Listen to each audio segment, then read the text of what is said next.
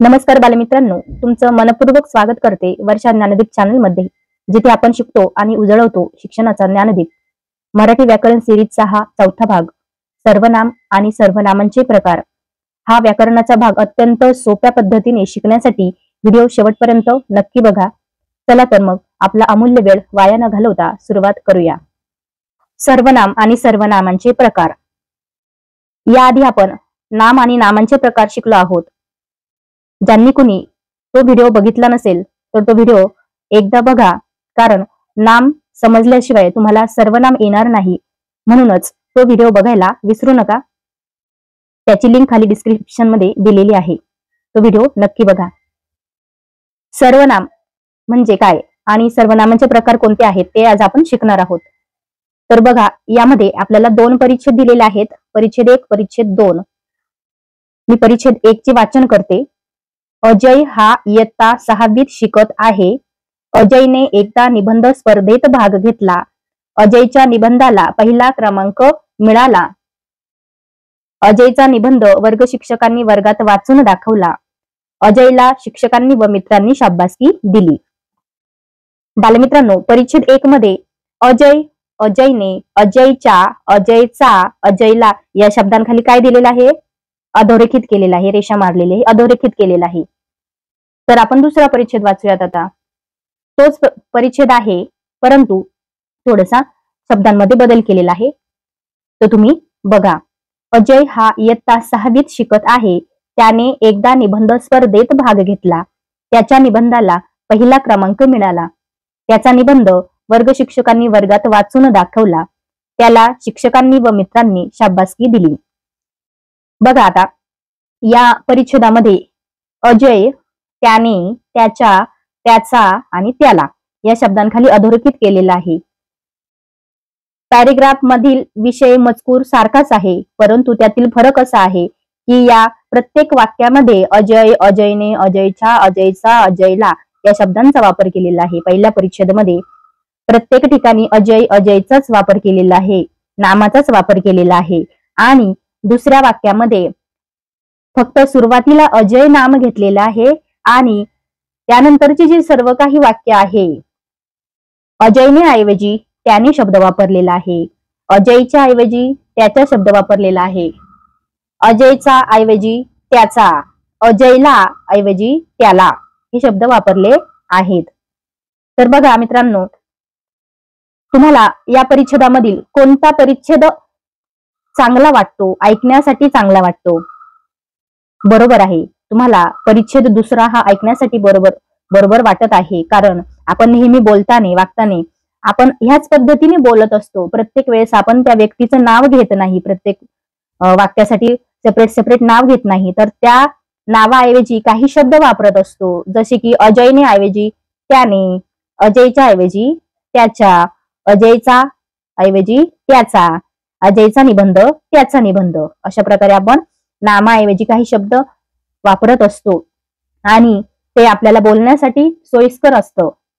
तर बालमित्रांनो, आपल्याला या परिच्छेदावरून असं कळतं की नामाबद्दल जे काही शब्द वापरले जातात, नामाऐवजी जे शब्द वापरले जातात त्यांना सर्वनाम असे म्हणतात. म्हणून त्याने, त्याच्या, त्याचा, त्याला ही सर्वनामे आहेत. तर आता तुम्हाला सर्वनाम म्हणजे काय याची व्याख्या कळाली आहे. सर्वनाम म्हणजे नामाबद्दल येणाऱ्या शब्दाला सर्वनाम म्हणतात. परीक्षेमध्ये देखील सर्वनाम म्हणजे काय याची व्याख्या विचारत असतात, म्हणून तुम्ही हीच व्याख्या तिथे लिहायची आहे. आणि सर्वनामांची उदाहरणे कोणती आहेत? तर त्याने, त्याच्या, त्याचा, त्याला ही सर्वनामे आहेत. अजूनही सर्वनामे आहेत, ती आपण आता पुढे शिकणार आहोत. एखाद्या नामाचा उल्लेख वारंवार होऊ नये म्हणून त्या नामाऐवजी मी, तू, तो, ती, ते, आम्ही, तुम्ही, हा, जो, कोण, काय, स्वतः, आपण ही सर्वनामे वापरली जातात. तर आपण इथे काही वाक्य दिलेली आहेत, ती बघूया. पहिलं वाक्य आहे, मी दुपारी शाळेत जातो, तू कधी जातोस? या वाक्यामध्ये मी आणि तू ही सर्वनामं वापरली आहेत. दुसरं वाक्य आहे, स्वतःचे काम स्वतः करावे. या वाक्यामध्ये स्वतः हे सर्वनाम आहे. तिसरं वाक्य, आपण केव्हा आलात? आपण हे सर्वनाम आहे. आम्ही रोज देवाला नमस्कार करतो, तुम्ही सुद्धा करा. या वाक्यामध्ये 2 सर्वनाम आलेली आहेत, आम्ही, तुम्ही. त्यानंतर 5वं वाक्य आहे, जो आवडतो सर्वांना तो आवडे देवाला. जो आणि तो ही सर्वनामे आहेत. 6वं वाक्य आहे, तो अभ्यास करतो, ती अभ्यास करते, ते सर्व अभ्यास करतात. बघा आता या वाक्यामध्ये 3 सर्वनामं आलेली आहेत. तो, ती, ते 3 सर्वनामं आलेली आहेत. आपण गावी कधी जाणार आहात? या वाक्यामध्ये आपण हे सर्वनाम आलेलं आहे. त्यानंतर 8वं वाक्य आहे, तो कोण आहे, त्याला काय हवे आहे? या वाक्यामध्ये तो, कोण, त्याला, काय ही सर्वनामे आलेली आहेत. त्यानंतर शेवटचं वाक्य आहे, हा कोण मला विचारणार? हा आणि कोण ही 2 सर्वनामे आहेत. या वाक्यांमधील जेवढी जेवढी सर्वनामांना अधोरेखित केलेलं आहे ती सर्व सर्वनामे आहेत. तर सर्वनाम म्हणजे काय?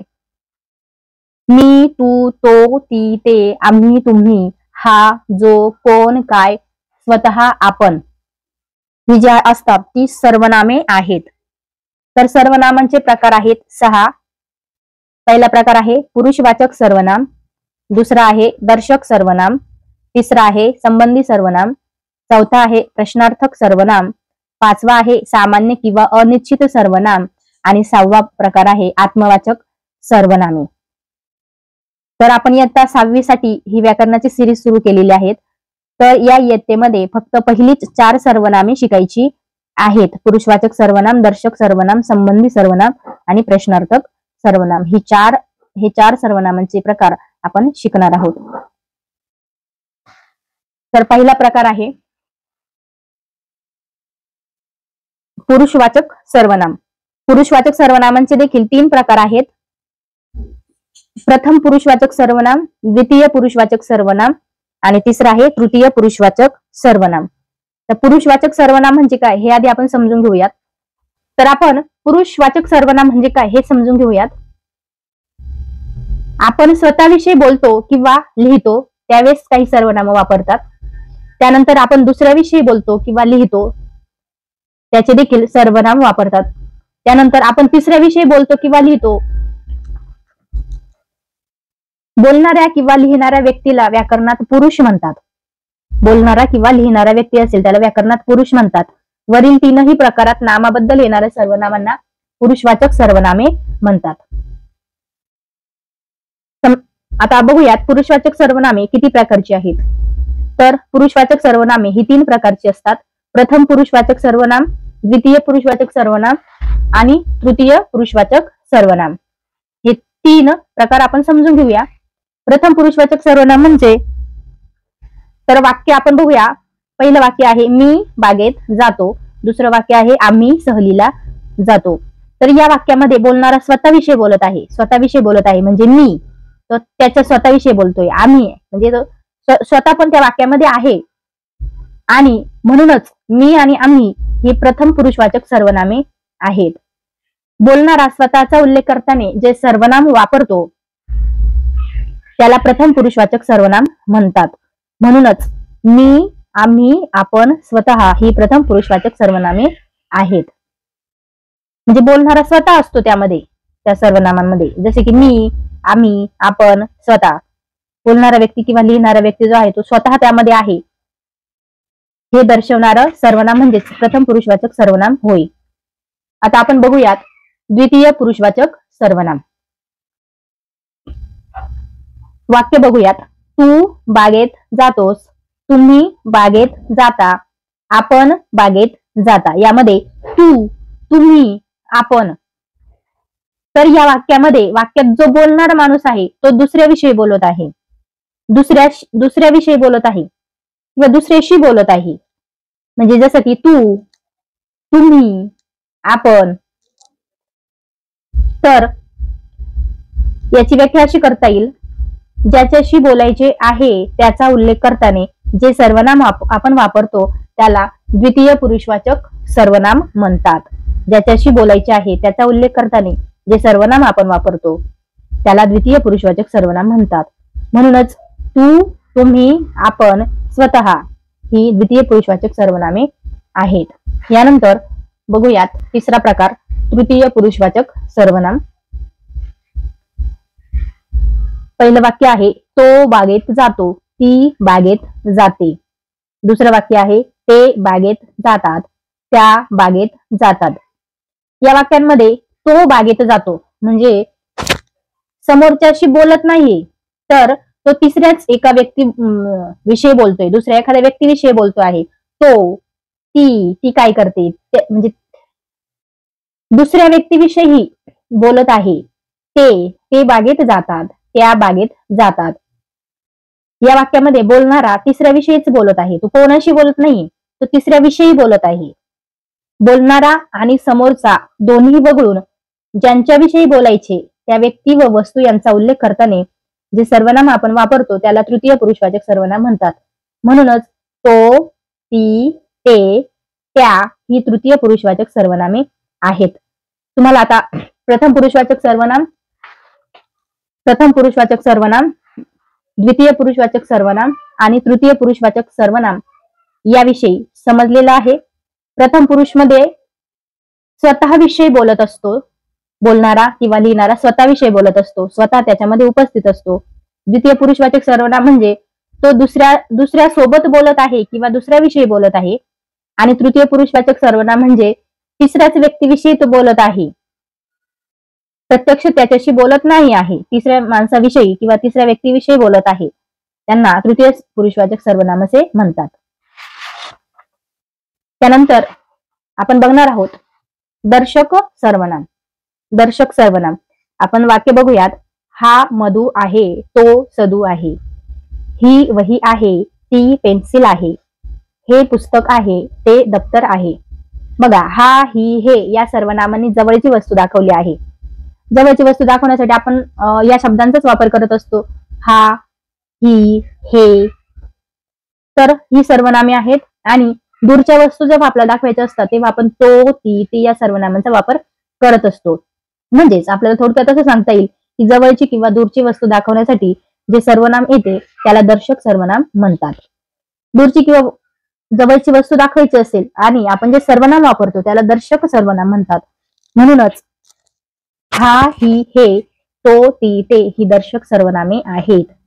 अगदी सोप्या पद्धतीने आपल्याला दर्शक सर्वनाम ओळखता येते।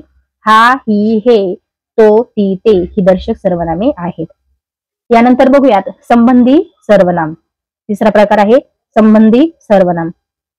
हे जे सर्वनाम आहेत ते जोडून येत असतात। संबंधी सर्वनाम जोडून येत असतात। जो अभ्यास करील तो पास होईल। बघा, पहिल्या वाक्याचा संबंध दुसऱ्या वाक्याशी आहे। जो, तो हे संबंधी सर्वनाम आहे। त्यानंतर जी अभ्यास करील ती पास होईल।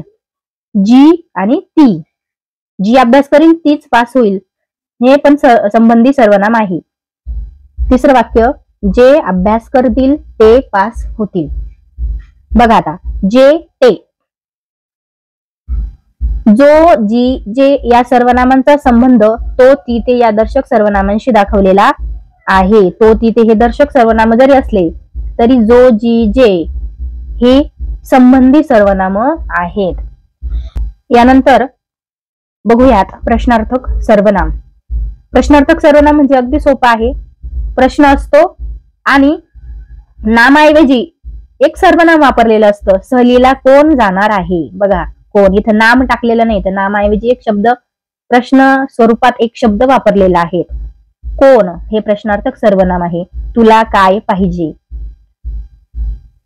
काय हे प्रश्नार्थक सर्वनाम आहे। त्यानंतर कोणाला पुस्तक हवे, तर कोणाला हे प्रश्नार्थक सर्वनाम आहे।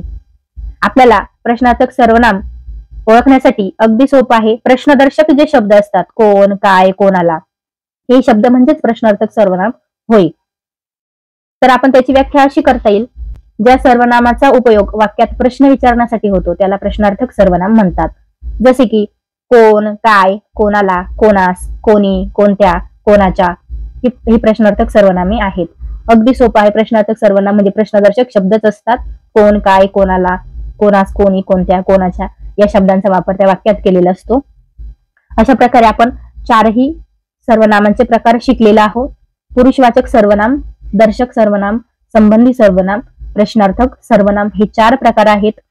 यामध्ये देखील पुरुषवाचक सर्वनामामध्ये 3 प्रकार आपण बघितले. प्रथम पुरुषवाचक सर्वनाम, द्वितीय पुरुषवाचक सर्वनाम आणि तृतीय पुरुषवाचक सर्वनाम हे 3 प्रकार आपण बघितले आहेत. तर प्रथम पुरुषवाचक सर्वनाम म्हणजे स्वतःविषयी बोलतो किंवा स्वतः त्या वाक्यामध्ये असतो, तर ते वाक्य असतं प्रथम पुरुषवाचक सर्वनामाचं. त्यानंतर द्वितीय पुरुषवाचक सर्वनामामध्ये आपण दुसऱ्याशी बोलत आहोत, जसे की तू, तुम्ही, आपण. आणि तृतीय पुरुषवाचक सर्वनामामध्ये तिसऱ्याच व्यक्तीविषयी बोलत असतो, जसे की तो, ती, ते, त्या.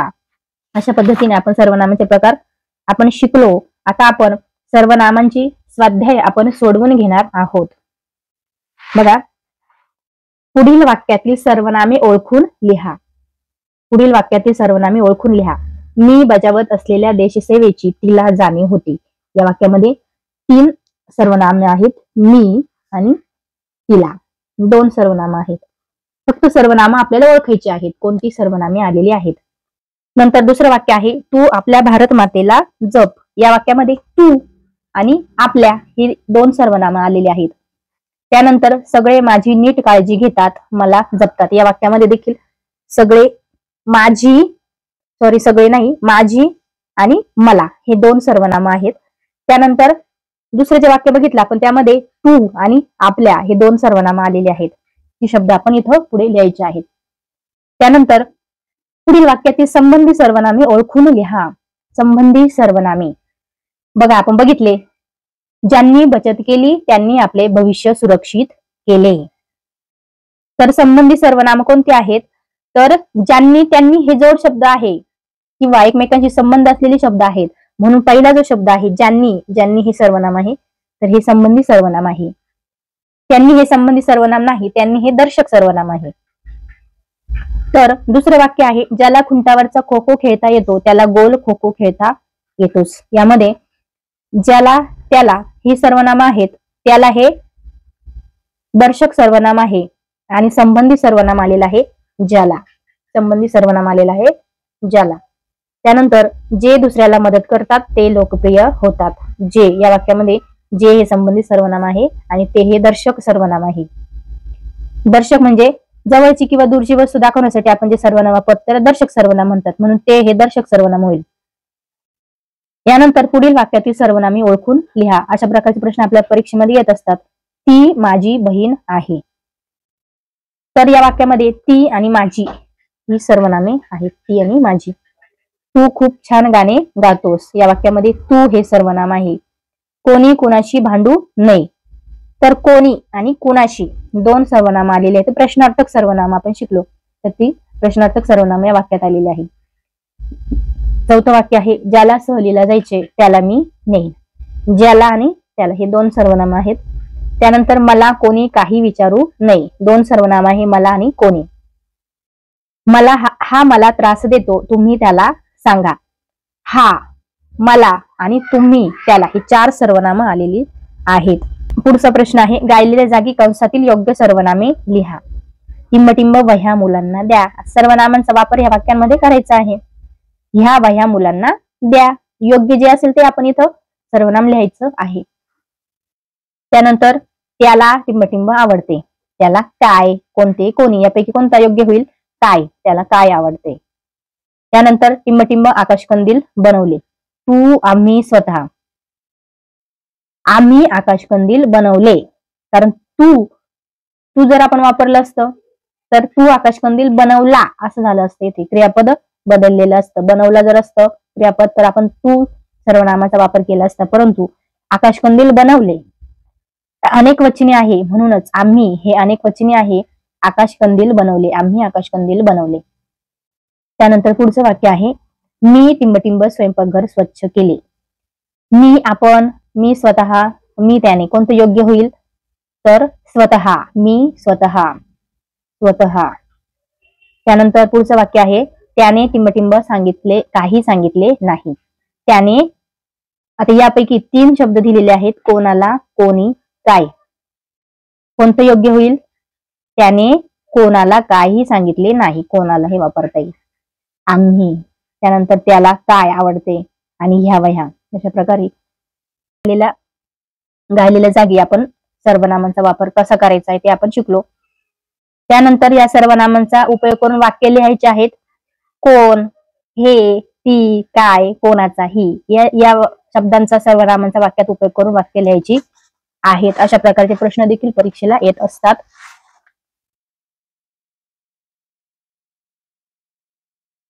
तर बालमित्रांनो, आपला सर्वनामांचा व्हिडिओ आता येथे समाप्त होत आहे. तुम्हाला यामध्ये काही शंका असतील तर कमेंट करून नक्की सांगा. व्हिडिओ आवडला असेल तर एक लाईक नक्की करा आणि अजून कुठल्या विषयावर व्हिडिओ हवा आहे ते कमेंट करून नक्की सांगा. आपल्या मित्रांसोबत शेअर करा. भेटूया पुढील व्हिडिओमध्ये. तोपर्यंत हसत राहा आणि शिकत राहा. धन्यवाद.